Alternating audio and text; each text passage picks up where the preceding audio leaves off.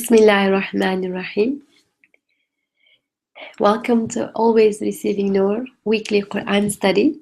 We are continuing to study chapter 19, Surah Maryam, Surah Mary, and this is our 12th meeting on the chapter.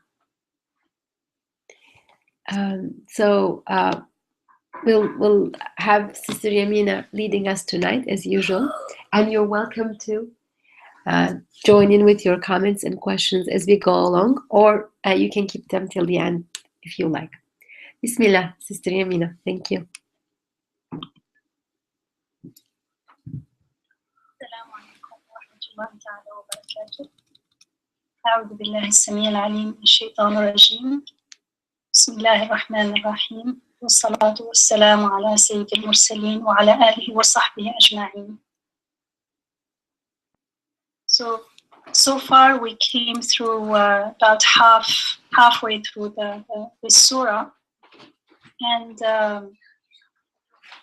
last time at the end of our meeting I was thinking that sometimes when we get too involved in the details of the surah and the details of the ayat one by one, we may lose sight of the topic and the message of the surah as a whole. And sometimes we can't see the forest for the trees. And so since we've reached halfway through the surah, alhamdulillah, let's start with a reminder. Let's remind ourselves of what we've learned so far. And remember that this surah starts by asking us to remember our Rabb's rahmah, his mercy, upon one of his prophets, who is Prophet Zakaria alayhi salam. The surah starts with كاف ها يا عين صاد ذكر رحمة ربك عبده زكريا. Remember the mercy that your sustainer bestowed or granted upon his servant Zechariah. And Rahma remains one of the main themes in this surah. That's how, when I read this surah, that's the feeling I get. It starts by mentioning Rahma, and it's truly a surah that teaches us the path to Rahma, that teaches us how to get in touch with the Rahman, with the most merciful. So the surah starts with the miracles of birth, as you remember. And the first miracle was the result of a prayer of Zakaria alayhi salam. So it's a wanted miracle. And the other one is given without prayer. Actually, it is, I don't want to say unwanted, but let's say a contentious case, which is the case of the birth of Isa alayhi salam to Maryam alayhi salam, who was an unmarried woman, and she's having this child without father. So from one aspect, it's a miracle, but we discussed the other aspects. So the miracle is not always what we imagine it to be. It's not like always resolving what we think our desires are.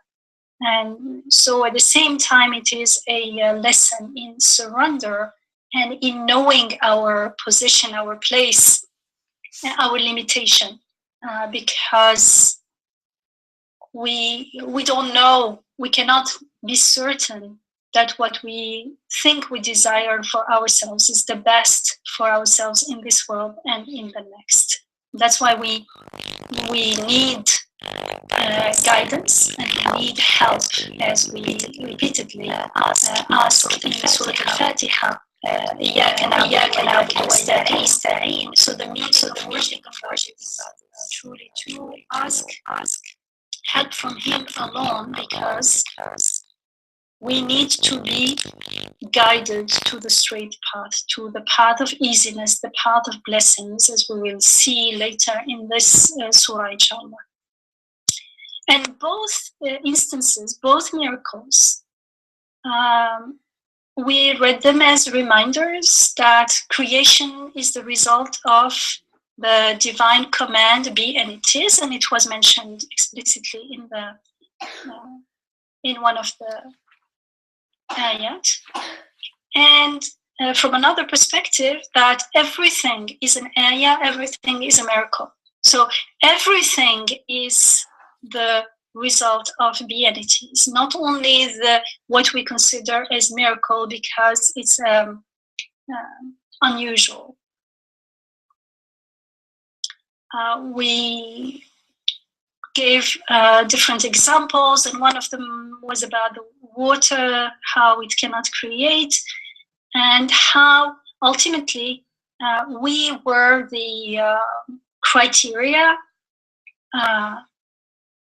for how we perceive the world. We see the world in our own mirror, and so it's only when we are aware of our ubudiyah, we are aware of our limitation, we are aware of our needs, and that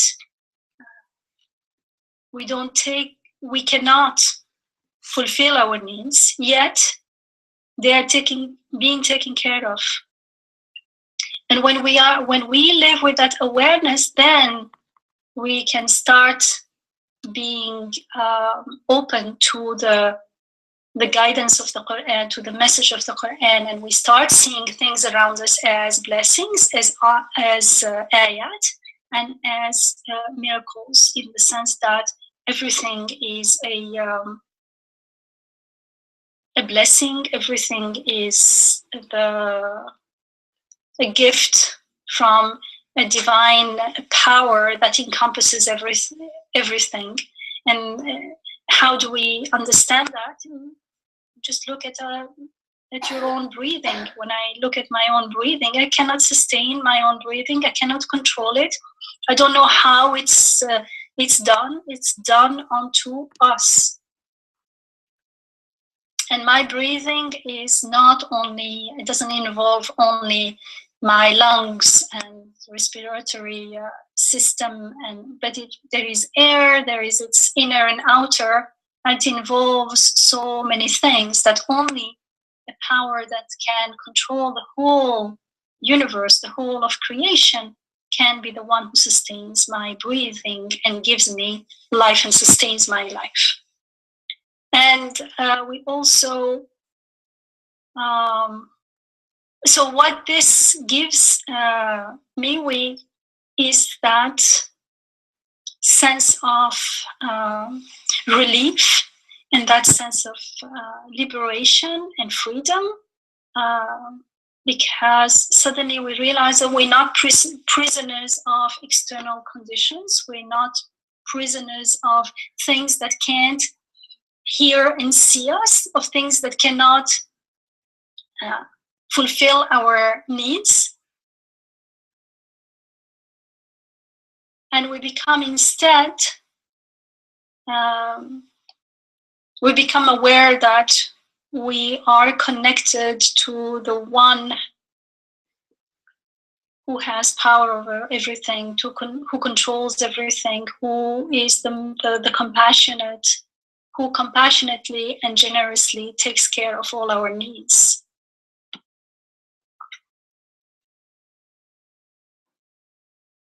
We also noted that the order around us is the result of divine will, and it itself is a sign to divine will and purpose, and that order is not the creator, cannot decide, it's not a thing, it's the way things are being created. And all this awareness opens the door to the possibility for miracles here and now. The value of prayer suddenly becomes apparent. Prayer is very powerful because praying means praying to our Rabb. And if we have a Rabb, or when we realize that we have a Rabb who takes care of us, takes care of our needs, when we experience the rahmah, the mercy, how mercifully we are being taken care of in this world, then praying and asking help from that Rabb becomes very significant and very powerful, and actually our most powerful tool to rely on in this life. And this worldview, this perception of being, gives us access to mercy, or lets us see the world, the mercy unfolding in everything around us, whether the wanted miracle, which is the result of a prayer like Zakaria alayhi salam, or the unwanted situation where you feel like you want to die because you don't know what's going on, like Maryam alayha salam. In any case, we become aware of the rahmah in everything around us, the mercy here and now in every single event.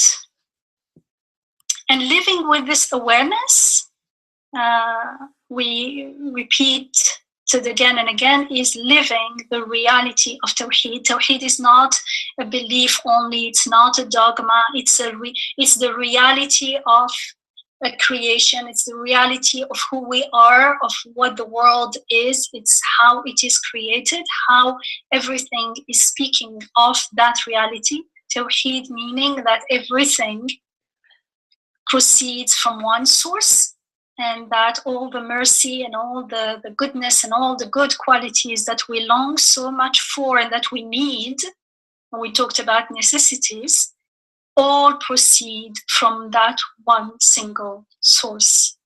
And so being aware of this and living accordingly is actually living the reality of Tawheed. And this is the only way we can witness and confirm the truth and the reality of Tawheed.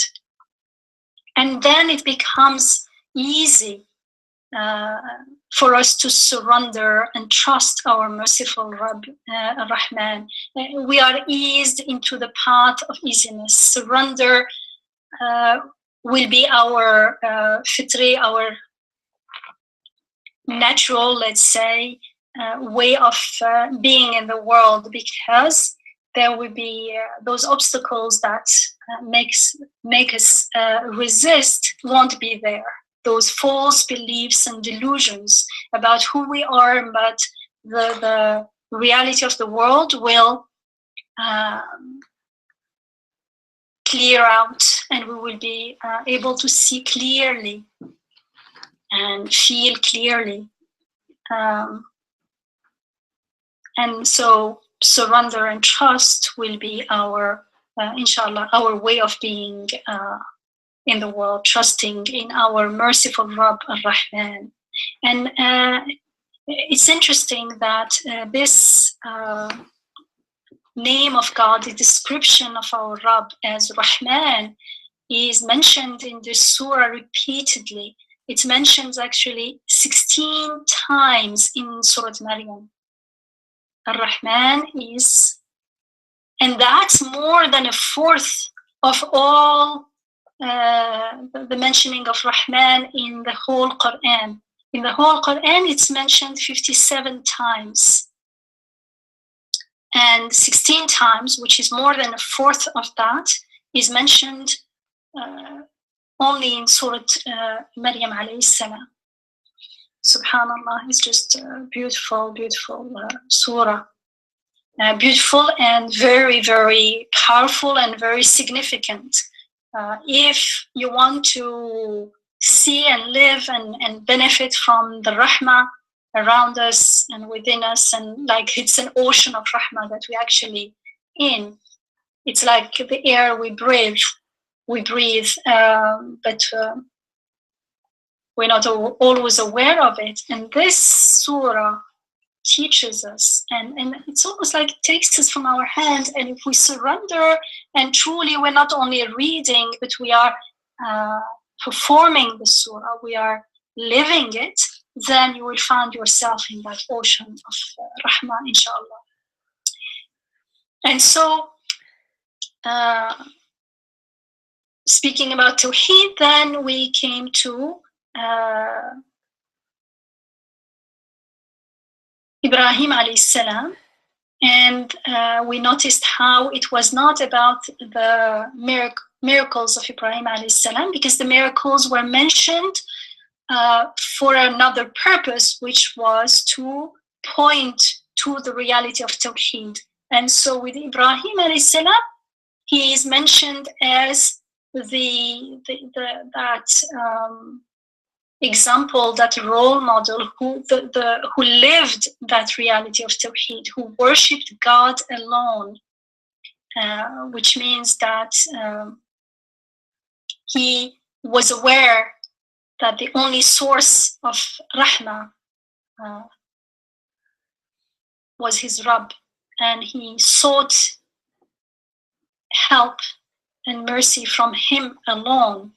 And he, therefore, when we live with that awareness, and when we seek help from our Rabb alone, then of course we will be grateful to him alone. And when we are grateful to him alone, that's ibadah. We become ibad, and we become aware that he is our Rabb. And we've seen with Ibrahim's alayhi salam's father that if and when we are unaware of this reality, if and when we choose, or we may be unaware of it, and we may choose actively. When we are unaware of it, we are in a state of ghafla. We may not be choosing it actively, but we are not choosing Tawheed actively. So by default, we find ourselves in that state of ghafla. And some people may choose to not live with the reality of Tawheed.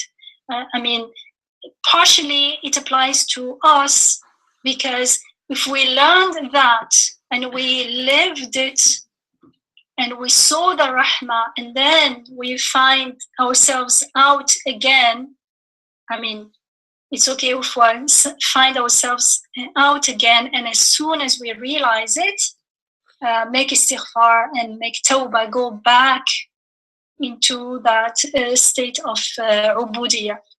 But if we stay outside the state of ubudiyah for forever, for long times, and we suffer from it, and instead of going back, make excuses not to surrender, then there is a problem there. Then we end up seeking help from other beings, from created things. And if we are seeking help from other beings and things and events and whatever, anything other than our Rabb, then we will feel grateful to them, and we will fear them, or we'll fear the lack of them, because we think when we have them, we will be secure. And we related that to the worship of idols. And so worshipping idols was not necessarily making small statues and prostrating to them. And even when people had statues and prostrated to them, they didn't mean the statue itself, but for them it was the symbol of some powers they attributed to some things. And we do that all the time when we are not consciously worshipping God alone, as like Ibrahim alayhi salam. But when we do this, deep down, we know that nothing can truly help us. They cannot fulfill our needs, and as we were told about the idols, they cannot see, they can't hear. How can they help you? And so deep down, because of that fitri knowledge, that innate knowing, let's say, because it's not a knowledge that necessarily we acquired here, but we are created in that way, that deep down we feel that this is not the way.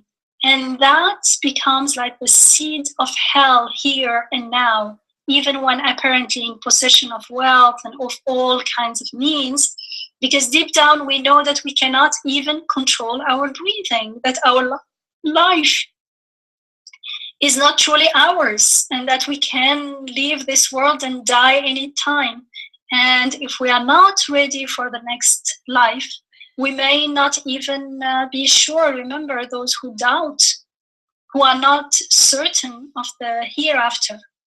When we are not certain of the hereafter, we will suffer the pain of that and the fear of after death here and now, not after we die.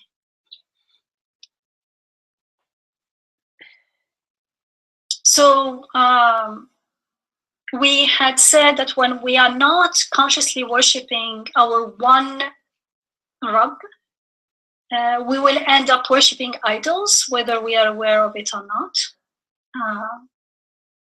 and which we do whenever we are not living with conscious tawheed. And worshipping idols, if you remember, was equated by Ibrahim alayhi salam when he was talking to his father with following shaitan.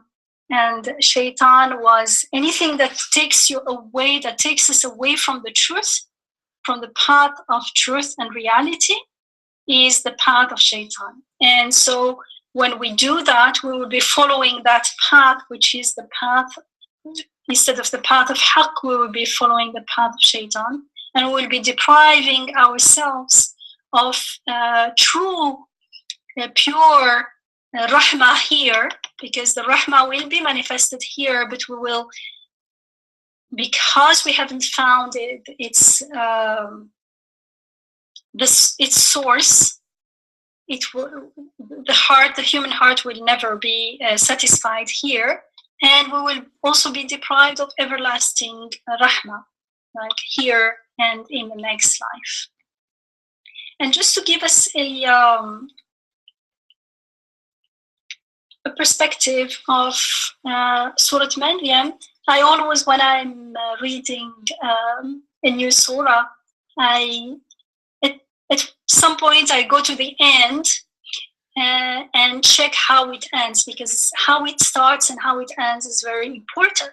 And also the next surah, which in this case is Surah 20. Surat Maryam is the 19th chapter of the Quran.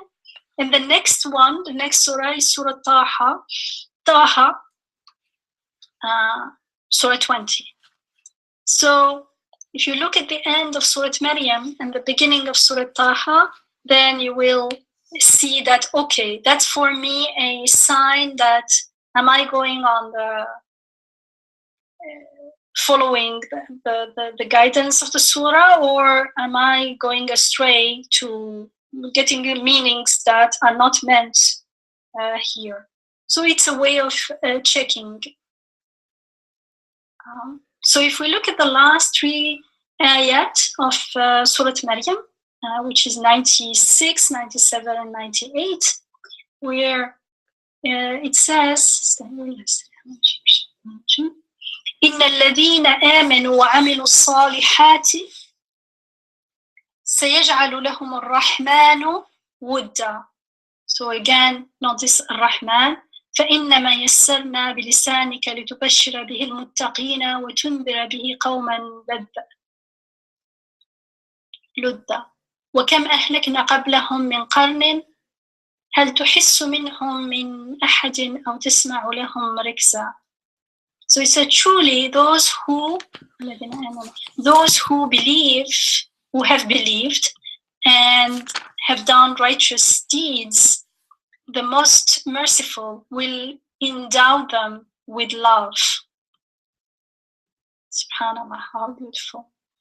And only to this end have we made this meaning this revelation, this book, this message, this divine message, this guidance, easy to understand in your own tongue, so that you might convey thereby good news to the God conscious and warn thereby those who are given to futile contention.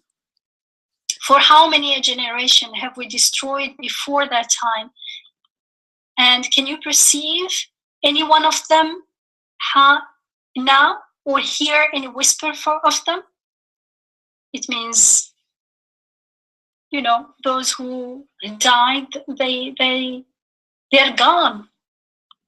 And again, this is a reminder that this dunya, this worldly life is fani, is transient, is temporary and impermanent. And so to invest in it as though it were permanent is the most foolish thing we can do, and the harshest thing we can do to ourselves, because we'll be depriving ourselves of investing in our everlasting life. Because when we do it with ghafla, with mindlessness, we're investing in this world at the expense of the next one.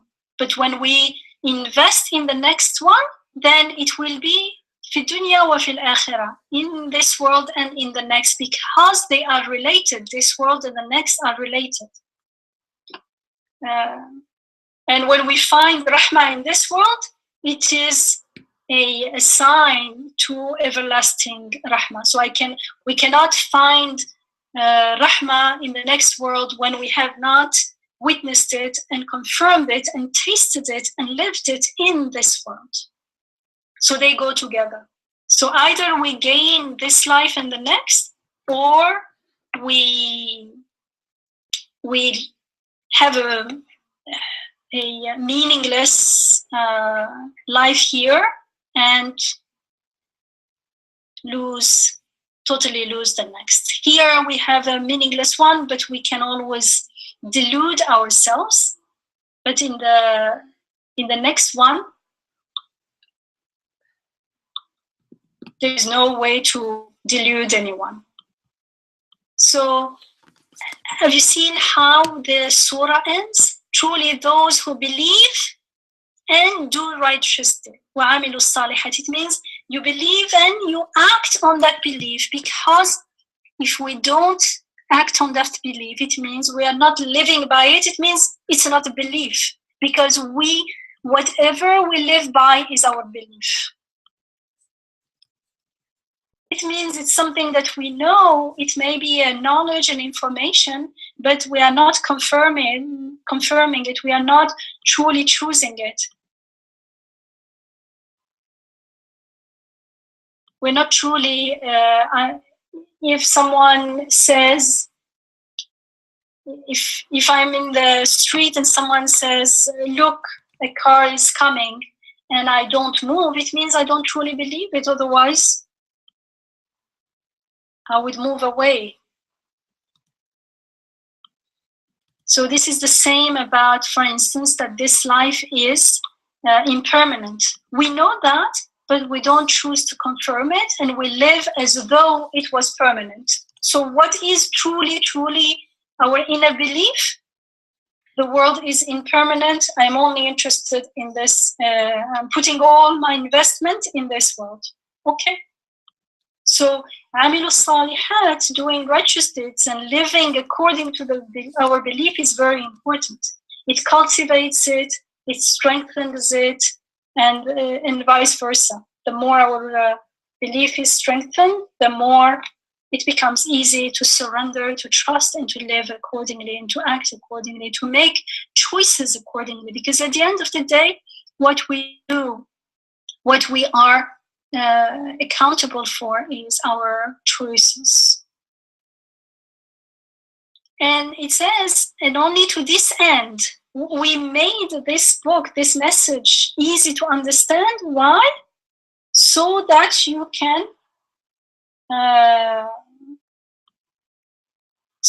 can believe and live accordingly. Why? Because then Ar-Rahman, the most merciful, will endow you with love. سيجعل لهم الرحمن ودا.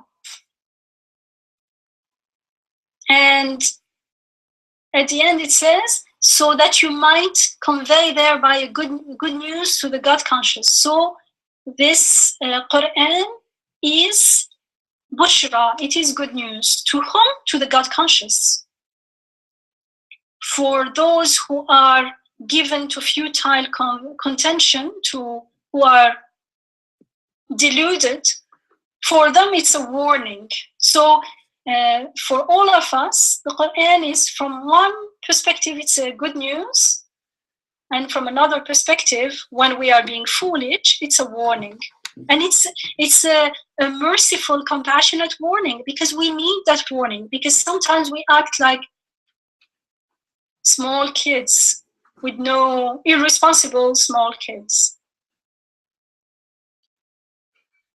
And the last ayah is, and don't you see how we have destroyed many generations before you? Like, where are they? Can you see them? Can you hear even a whisper of them? No, they're gone. So, like, do your maths properly. And look at how the next surah, usually the surahs are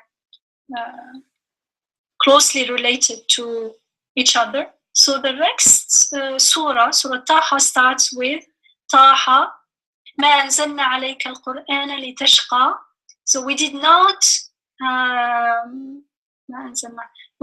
send the Quran to you to make you unhappy, but only as a reminder to those who stand in awe of God, a revelation from Him who has created the earth and the high heavens. Ar-Rahman ala al-Arsh istawa, the most merciful, who is established on the throne of His almightiness. So God is, so it says, we have not sent you this Quran for you to make you unhappy. We only have sent it as a reminder to those who stand in awe of God. And so now, what is this Quran? It is a revelation from Him. Who is Him? The one who has created the earth and the high heavens. Everything you can think of, He has created that. So the creator of every single thing is sending an address, a message, a guidance to us. Look at the compassion. Subhanallah. Look how beautiful. And right after this, this God, the sender of this message is describes Himself as Ar-Rahman, the most merciful, who established his throne of almightiness. له ما في السماوات وما في الأرض وما بينهما وما تحت الثرى. To Him belongs all that is in the heavens and all that is on earth, as well as whatever is between them and whatever is beneath the sod, beneath the ground, the surface of the ground. So everything you can think of, it's making it even clearer. He is the creator. He is the owner. Everything belongs to Him. Whatever is in the heavens and the earth, whatever is in between them, whatever is under the ground. وَإِن تَجْهَرُ بِالْقَوْلِ فَإِنَّهُ يَعْلَمُ السِّرَّ وَأَخْفَى. And if you say anything aloud, He hears it. Why? Because He knows even the secret thoughts of anyone, as well as what that is more hidden. So remember the idols can see or hear. Here we're told the Rahman, the most compassionate one, everything belongs to him, and that's why he knows everything. Why? Because he knows everything, whether it's secret or hidden, or he's the one who creates them. How can he not know? And the description comes, who is this one? Allah. He is God. Who is God? La ilaha illahu. There is nothing worth being worshipped except him. Why? Why is there nothing is worth worshipping or asking help from except him? Because lahul asma'ul husna. Because to him only belong the attributes of perfection, the Isma al-Husna, the divine attributes. All the goodness, all the generosity, all the compassion, all the power, all whatever you long for, all whatever you need is with him alone. And then right after that, in Surah Taha, we are told, وَهَلْ أَتَاكَ حَدِيثُ مُوسَى? And has the story of Moses ever come to your awareness? And now we're told the story of Musa alayhi salam and the burning bush in a more detailed way than in Surat Maryam, because here it's clarifying who God is. So back to Surat Maryam, we stopped at Ayah 51. So far, is there any question or?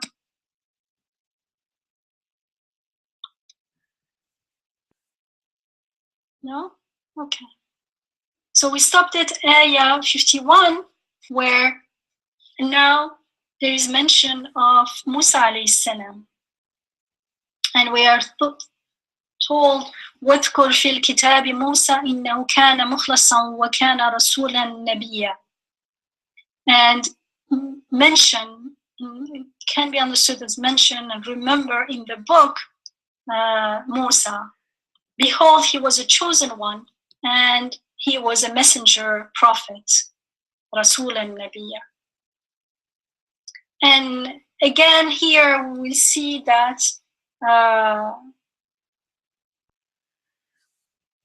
many prophets will be mentioned after Musa alayhi salam.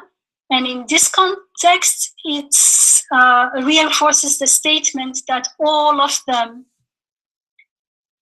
they were all mortal, like servants of God. They were ibad, so they are all like us.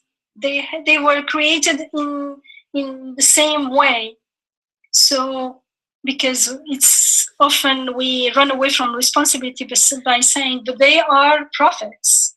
So like, as though we can't live like them because they are prophets. No, they are prophets because they chose to live that way, because they chose to recognize and accept their ubudiyah, their being created as abd. That's how everyone is created.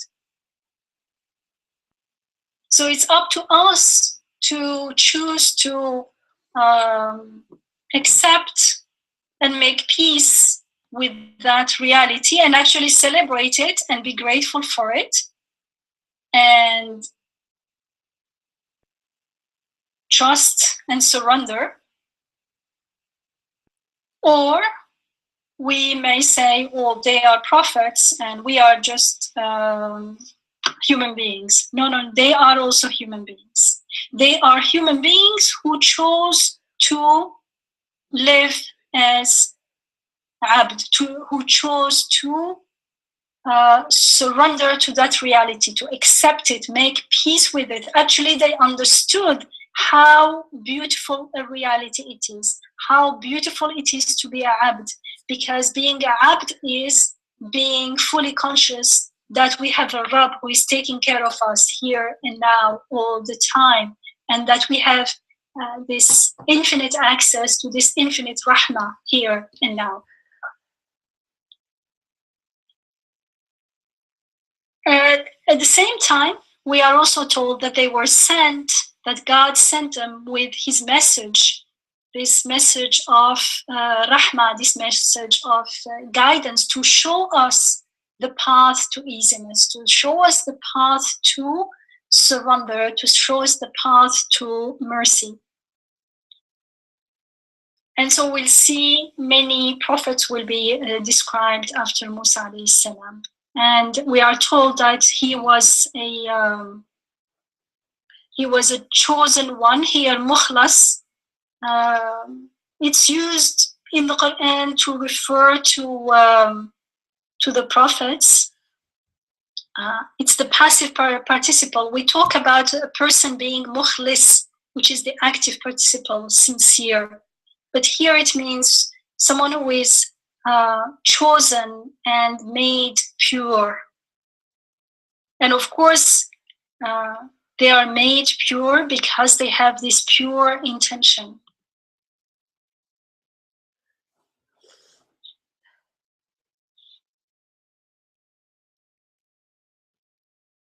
And next, we're told وَنَدَيْنَاهُ مِنْ جَانِبِ الطُّورِ الْأَيْمَنِ وَقَرَّبْنَاهُ نَجِيًّا. And remember how we called upon him from the right side slope of Mount Sinai or Mount Tur, and drew him near unto us in communion. Here, Najiya is private, exclusive meeting, council, conversation. Najwa is that private conversation, communion. It gives that feeling of closeness. He was so close to God. And this right side, some commentators understood it as his right side, actually, he was facing Mount, Musa alayhi salam was facing Mount Sinai. And so it's talking about his right side from his perspective. But when you look at how it's used in the Quran, in different parts of the Quran, it can be also al-ayman and ashab al-yamin, and it has also, the right has a connotation of blessedness.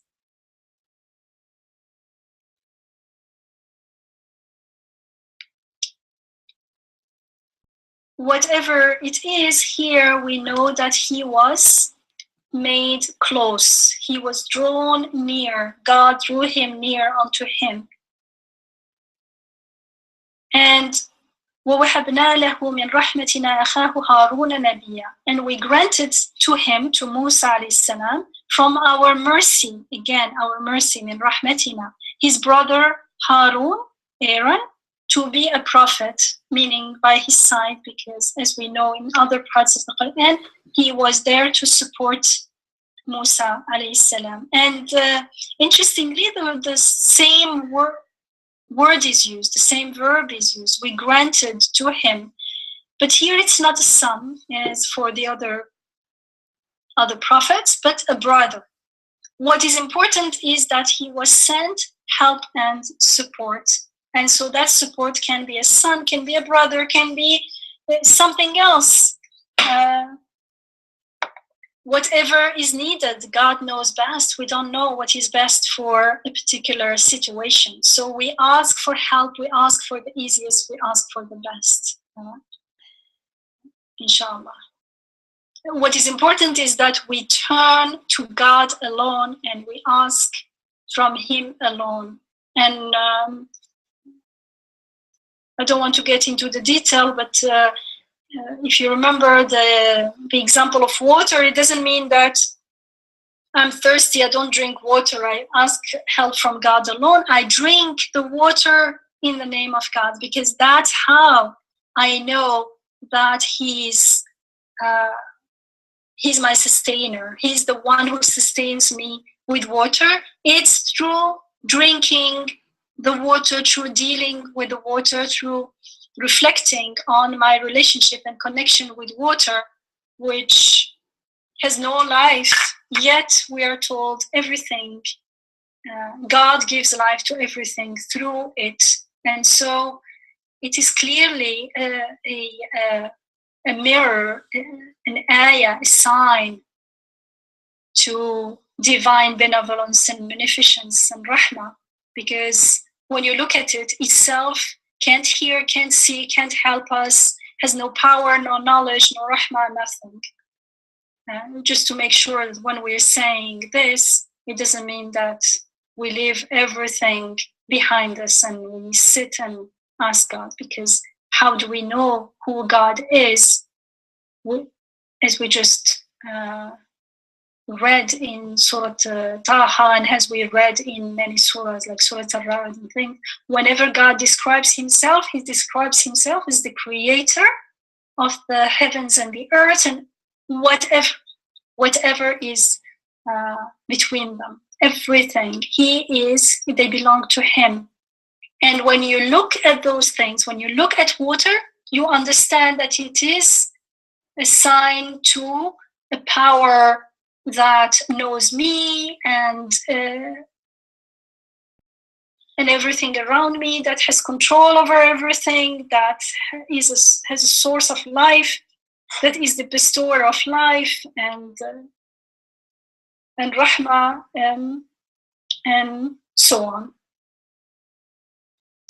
And next, we are told واذكر في الكتاب إسماعيل إنه كان صادق الوعد وكان رسولا نبيا. And remember, in the book Ishmael, behold, he was always true to the promise and was a prophet messenger.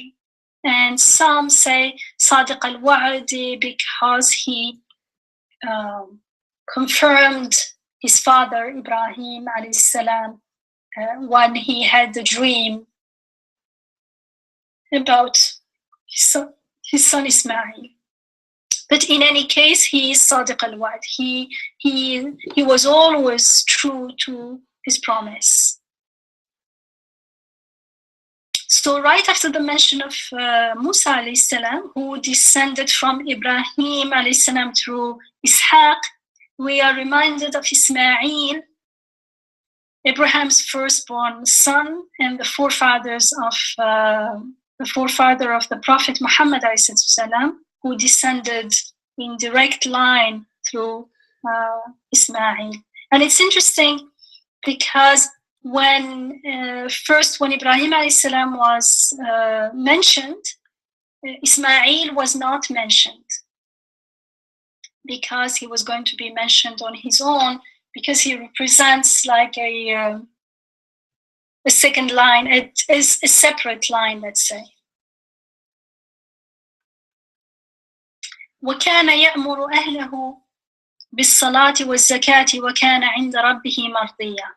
And Ismail alayhi salam, he used to enjoin upon his people prayer and purification, zakat, which is not always only charity.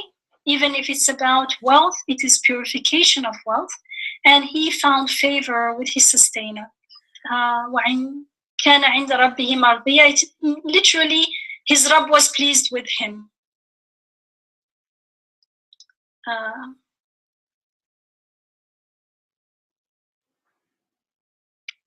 And we know that Isa alayhi salam was also asked to establish the prayer and the zakat, and meaning that all of the descendants of Ibrahim alayhi salam, all of his family, whether coming from the line of Ishaq alayhi salam or Ismail, all of them were enjoined their people prayer and purification or zakat. And then we are told واذكر في الكتاب إدريس إنه كان صديقا نبيا. And remember, in the book Idris, behold, he was someone who confirmed the truth, Siddiq, that we saw before again, a prophet. Some of them are called Rasul and Nabiya, and some of them only Nabi. And I don't want to go to the detail about that. Lots of things are written about the differences if you go to any commentary, inshallah. وَرَفَعْنَاهُ مَكَانًا عَلِيًّا. So remember in the book Idris, behold, he was someone who confirms the truth, a prophet whom we exalted onto a lofty station. We exalted, مكانا عالية, to a high station, high position. And this expression رفعناه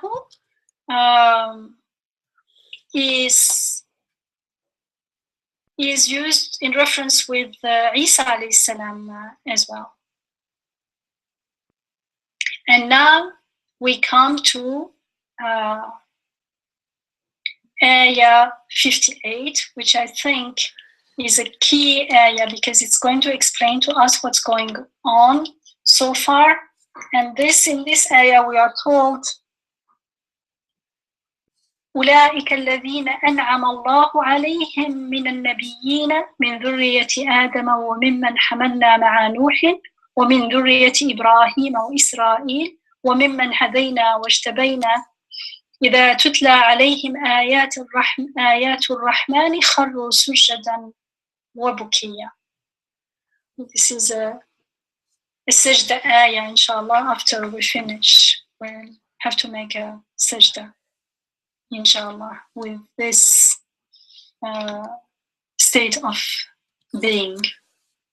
So we're told all these Musa alayhi salam and Ismail alayhi salam and Idris alayhi salam, all these prophets, all these who all were true to the promise, meaning the promise that we made in the Quran. We're told before we come to this world, we were asked, our Rabb asked us, am I not your Lord? Am I not your sustainer? And we said, Bala, yes, indeed you are. So we are created with that inner knowing, inner awareness. And unless we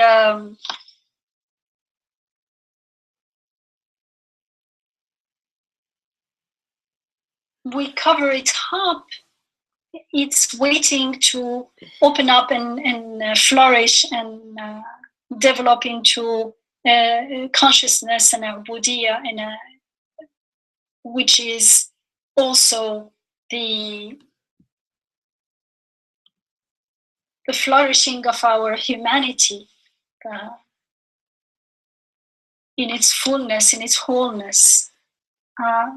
But because we cover it up, we have a very I don't want to say foolish, but because it may not seem foolish, but like ego centered,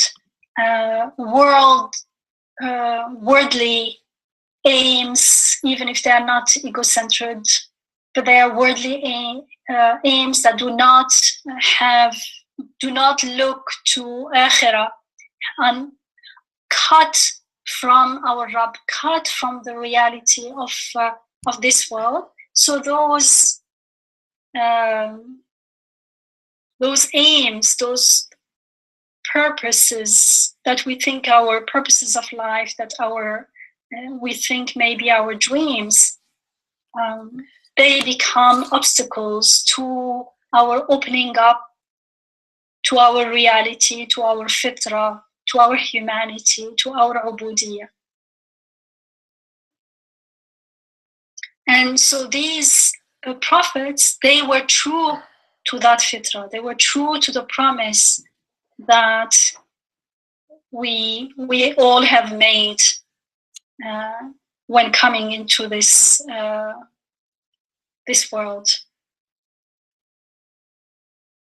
And that's why they were exalted, they were sent help, they were guided, because they were open to that guidance. There's no discrimination. God's rahmah and guidance is open to all. It's up to us to make the best of it or not, to benefit from it or not. And otherwise, there will be no point in God mentioning them here and telling us, look how they lived, look how they were. Like, you can be like this as well. And we are told at the end, just in case you didn't get it, to say, these were some of the prophets upon whom God bestowed his blessing, and Allahu alayhim. Out of the children of Adam, and out of the people that we caused to be boarded on the ark with Noah, and of the children of Abraham, and the children of Israel, and all of them were among those whom we have guided and elected. So these are some of the prophets from, it doesn't matter if you call them the children of Adam, because it's very nice here that it started with the children of Adam. It reminded me many years ago. It was we were in a Muslim students conference in the UK. And someone was saying how she was descendant, there were some converts, and so they didn't know what it was to be a Sayyid or a descendant of the Prophet Muhammad ﷺ. So she was explaining to them that she was a descendant of Muhammad, and so they didn't understand. Okay, so, but she wanted to make sure it was a big deal. And one of the converse sister looked at her, and then she said, I am also a descendant of a prophet. And the one who had started the conversation was very surprised. How can you be like, you're a Westerner, you can't be a descendant of the prophet. But then she said, I'm a descendant of Prophet Adam. Like, we're all children of Adam. So here also, it seems like there is this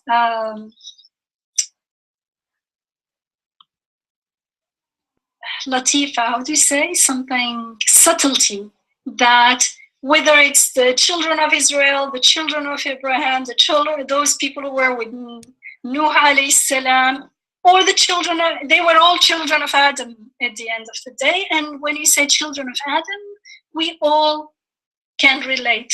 Everyone can relate.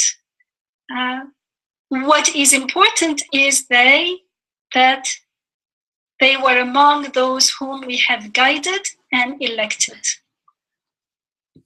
And of course, you can only be guided if you're willing to be guided. If I choose not to, if I keep resisting, if I don't surrender, how no one can guide me. So the whole point is to learn how they surrendered and choose to, because we learn to a certain, there's a point after which learning is not the deal. We need certain knowledge and certain knowing an amount of knowing, certain in that sense. But after that, we need to surrender. And only to the extent that we surrender, that knowledge is going to nourish us. It's like the food is going to be digested and it becomes blood. That knowledge is going to be digested and it becomes a way of being. And then new learning and new knowledge will benefit us. Otherwise, it will be just like carrying loads of books. And books here is metaphorical, as it's used in the Quran, because we don't have to have book. I have an external drive that has thousands of books. So it means it will remain out there. It doesn't change me. It doesn't transform me. It does not transform my life. It does not it does not ease me into the path of blessings if I am resisting and not surrendering. So these people, God bestowed his blessings onto them. They were guided and elected. And whenever the signs, the ayat, the messages of the Rahman, again, إذا تتلى عليهم آيات الرحمن خروا سجدا وبكيا. Whenever the messages and the signs, and I'll tell you why I'm using signs here as well, of the most merciful were conveyed unto them, they would fall down before him, prostrating themselves and weeping. Here, weeping in the sense that they were overcome with emotion, overcome with gratitude, overcome with awe, with the beauty of our relationship with our Rabb.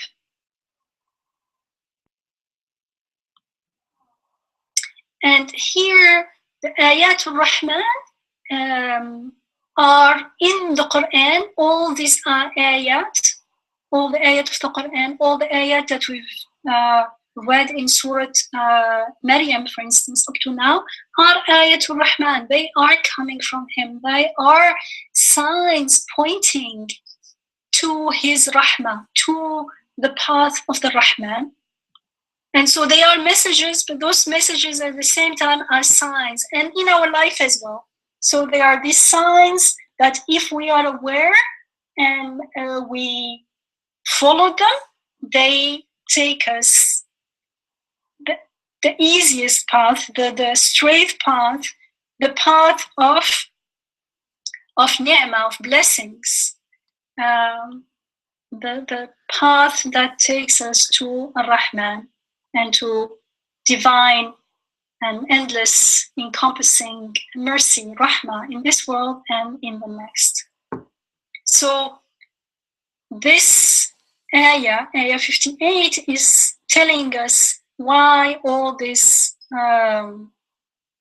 after Ibrahim alayhi salam, why these prophets are mentioned here, because we are encouraged to follow their path,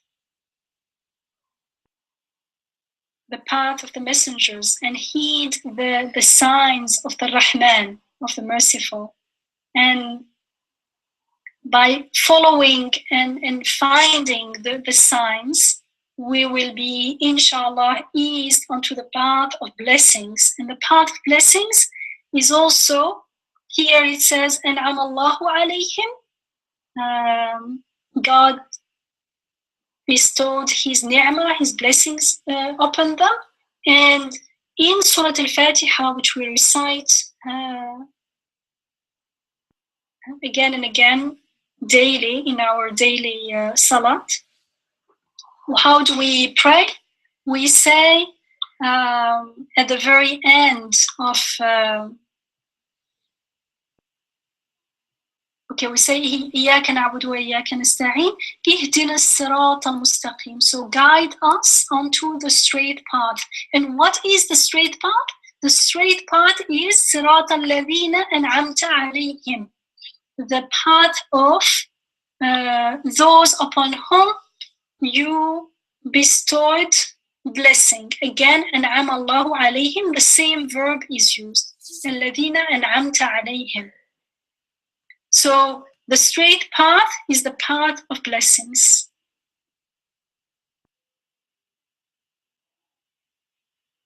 And this whole guidance, this whole message, the Quran, as we are told in the beginning of Surah Taha, which is the next surah after Surah Maryam, says, we have not sent you this Quran, this guidance to make you unhappy. It's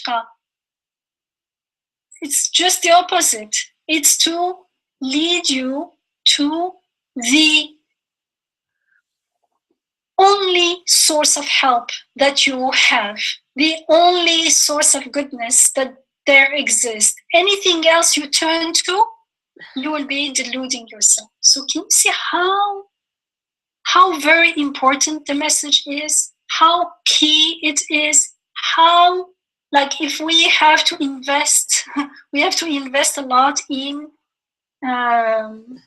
deciphering the meaning of this ayat. It's God, it's our creator, the creator of everything in this world and in the next, who is showing us the way how to live in the easiest way in this life and in the next, how to follow the easiest path, the straight path, which is the path of blessings.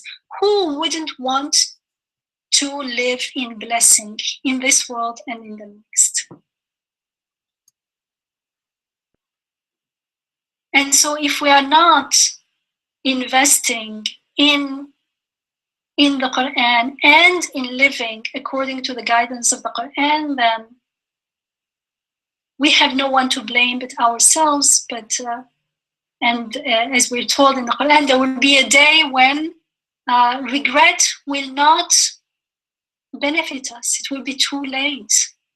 So let's stop deluding ourselves. Let's face the reality, and the reality is much more beautiful. It's the only beautiful option that we have, and it is so beautiful that those who are aware of it, when the signs, the messages, the ayat of the most mercifuls are conveyed onto them, they fall down in prostration and weep. They are overcome with emotion, with awe, with gratitude. Subhanallah. اللهم اجعلنا من الذين إذا تتلى عليهم آيات الرحمن خروا سجدا وبكيا. اللهم أرنا الحق حقا وارزقنا اتباعه، وأرنا الباطل باطلا وارزقنا اجتنابه، واعف عنا واغفر لنا وارحمنا، أنت مولانا فانصرنا على القوم الكافرين. لا إله إلا أنت سبحانك إني كنت من الظالمين. آمين والحمد لله رب العالمين. Thank you. Let's stop here. Inshallah. Okay, Jazakallah khair, Sister Yamina. Are there any comments or questions?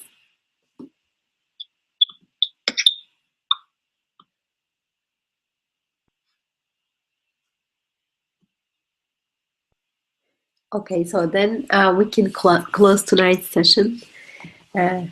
Inshallah, we will meet next week. Assalamu alaikum.